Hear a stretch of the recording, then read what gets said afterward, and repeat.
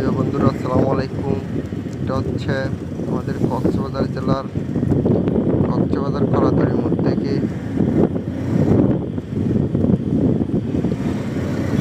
Point যাওয়ার পথে অনেক সুন্দর দৃশ্য আমরা আজকে উপভোগ করে আসলাম।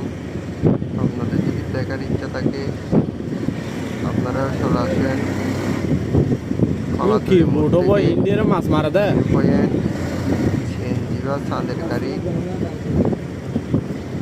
মোটর সাইকেল ভাড়া করে যেতে চান যেতে পারবেন।